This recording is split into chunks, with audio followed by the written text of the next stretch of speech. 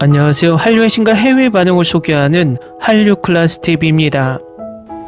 오늘은 강남스타일에서 1300까지 왜 한국 대중문화가 세계를 장악했는가란 제목의 호주 언론 더 시드니 모닝 헤럴드에 실린 한류 기사를 살펴보겠습니다. 오늘은 호주 언론에서 뜬금없이 한류 기사가 올라와 기사를 읽어보니 재작년 영국과 프랑스에서 열렸던 한류 전시회가 이번에는 호주 박물관에서 열리는 것 같습니다. 또 호주에서는 한국인과 호주인으로 결성된 힙합 그룹 1300이란 그룹이 인기를 얻고 있는 것 같습니다. 처음 이 기사의 제목에 강남스타일부터 1300까지라고 해서 도대체 1300이 뭐지 했는데 읽다 보니 궁금증이 해소됐습니다. 기사가 길어서 바로 살펴보겠습니다. 세상은 2012년 7월 15일에 변했습니다. 턱시도를 입은 남자 싸이가 우리 집단의 정신 속으로 말춤을 추며 에너지 넘치는 비트로 우리를 유혹했고 더 많은 사람들이 얘 섹시 레이디라는 표현을 과도하게 쓰도록 부추겼습니다. 물론 이 곡은 2010년대 초반 가장 바이럴된 곡 중 하나인 강남스타일이었습니다. 연말에는 유튜브에서 처음으로 10억 뷰를 돌파한 영상이 되었습니다. 또한 빌보드 핫백에 데뷔했고 세계의 기네스 세계 기록을 경신했으며 많은 할로윈 이상에 영감을 주었습니다. 하지만 아마도 가장 중요한 것은 거의 전부 한국어로 불린 이 곡이 K-팝을 전 세계에 알리는데 기여했다는 점입니다. 싸이가 모든 세상에 중독성 있는 노래를 발표한 이후 다른 한국 그룹들도 전 세계적으로 명성을 얻었습니다. BTS는 역대 가장 많이 팔린 그룹 중 하나로 남아있으며 블랙핑크의 로제는 최근 글래미에서 올해 레코드 후보에 오른 최초의 K-팝 스타가 되었습니다. 그리고 넷플릭스의 K-팝 데모넌터스는 12세 미만 아이들 거의 모두를 K-팝 메가팬으로 만들었습니다. 이것은 한류라는 중국어 용어의 한 요소일 뿐이며 코리안 웨이브를 의미합니다. 음악, 영화, 패션, 음식에 이르기까지 한국의 대중문화가 불과 수십 년 만에 전 세계를 휩쓸고 있는 모습을 보여줬습니다. 오징어 게임, 봉준호의 기생충, 한국 스킨케어, 불닭라면 모두 깊이 한국적이면서도 거의 보편적으로 알아볼 수 있습니다. 한류는 단순히 한국 대중문화를 다른 나라에 심는 것을 넘어섰습니다.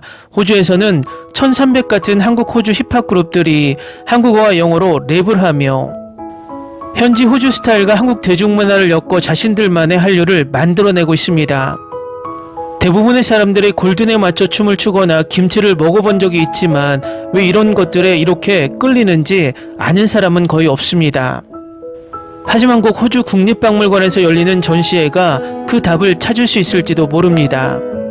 원래 런던 빅토리아 앤 엘버트 박물관을 위해 로잘리 킴 박사가 기획한 한류 코리안 웨이브는 12월에 호주를 여행하며 이 문화현상의 역사와 호주에서 어떻게 재해석되고 있는지를 소개할 예정입니다. 이 모든 즐거운 면이 사실은 좀 더 어둡고 깊은 무언가에서 비롯되었다는 것을 사람들이 이해하길 원했습니다라고 킴은 말하며 전시회는 K-팝 아이돌 의상과 스튜디오 소품, 디지털 전시물, 인터랙티브 체험 등 약 200점의 물건이 포함되어 있다고 언급합니다. 전시를 본 후 사람들이 새로운 한국 음악을 듣거나 새 영화를 보러 가면서 새로운 이해와 감상을 갖게 되기를 바랍니다. 한류가 화려하고 멋져 보여도 궁극적으로는 한국의 격동의 역사에 뿌리를 두고 있습니다. 국립박물관 한류 전시의 큐레이터 케이트 모셸은 한국전쟁 종전으로 그 시작이 북부와 남부로 나뉘었다고 말합니다. 후자는 LG와 같은 재벌 기업들이 국가의 급속한 산업화를 도우면서 큰 경제적 변형을 겪었습니다. 1980년대 이르러 모셸은 한국이 민주화되었고 창작물에 대한 관심이 급증하기 시작했다고 말합니다. 한류는 검열법 폐지와 나라가 더 넓은 세상이 개방되면서 탄생했다고 그녀는 말합니다. 그 다음에는 창조 산업을 진정으로 지원하는 정부 정책과 디지털 인프라에 대한 대규모 투자도 있었습니다. 그 확산은 처음에는 주로 아시아 일부 지역에 국한되었습니다. 하지만 90년대 후반 인터넷이 등장하자 한국은 신기술을 빠르게 활용해 대중문화를 더욱 널리 배포하며 자신들의 공간을 개척하려 했습니다. 김은 또한 한류의 성공을 밀레니얼 세대와 G세대 등 그 시대에 함께 자란 세대 덕분이라고 말합니다. 이 세대는 일반적으로 더 문화적으로 포용적이고 다양하며 사회적 의식도 더 높다고 그녀는 말합니다.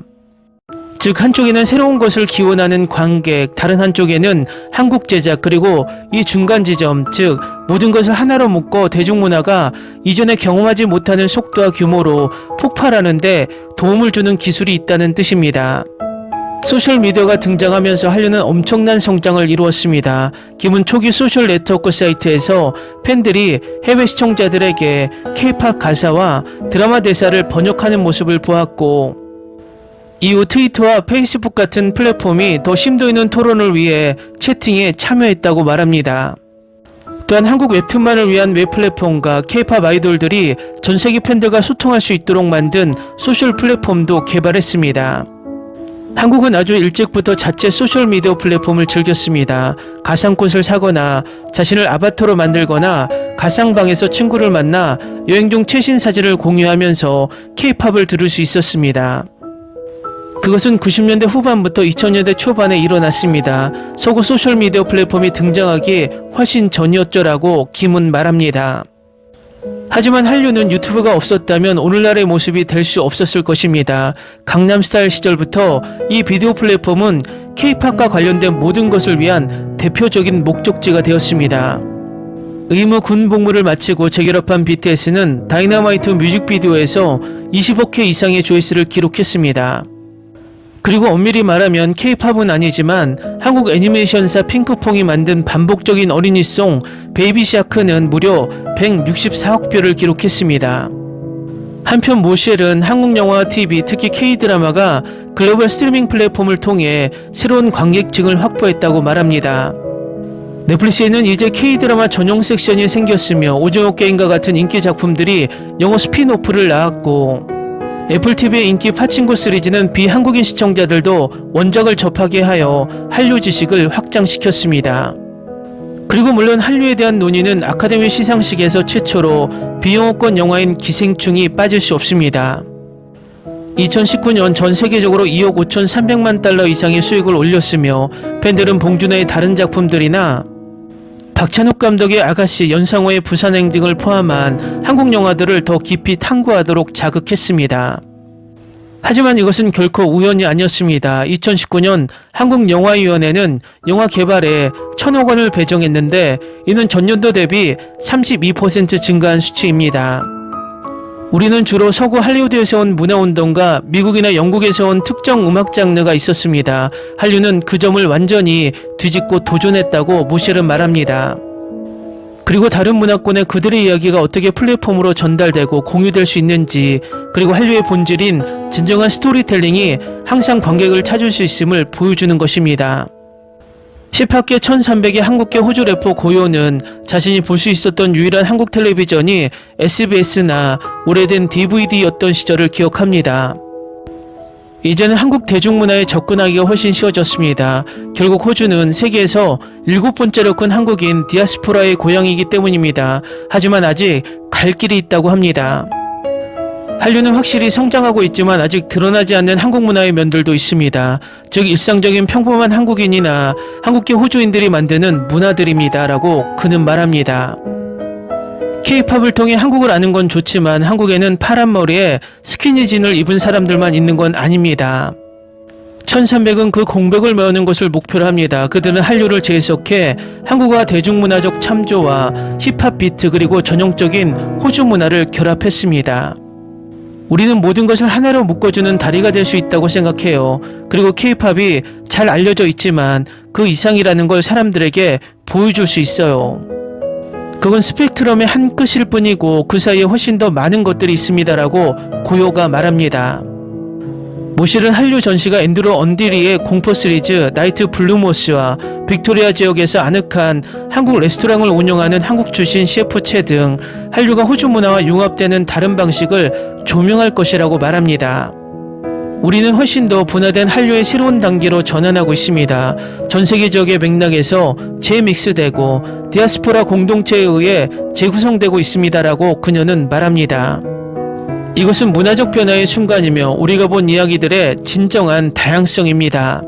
한류 코리안 웨이브는 2025년 12월 12일부터 2026년 5월 10일까지 호주 국립박물관에서 전시됩니다.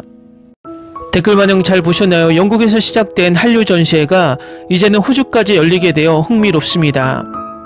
강남스타일로 시작된 영어권 한류는 이제 확실하게 영어권에 정착하는 듯 이 한류 칼럼으로 호주에 부는 한류 열풍을 간접적으로 볼 수 있는 것 같습니다. 재밌게 잘 보셨나요? 여러분의 구독, 좋아요, 댓글, 알림 설정은 영상 제작에 큰 힘이 됩니다. 이 영상을 보신 모든 분들 항상 대박 나시고 행복하시길 바랍니다.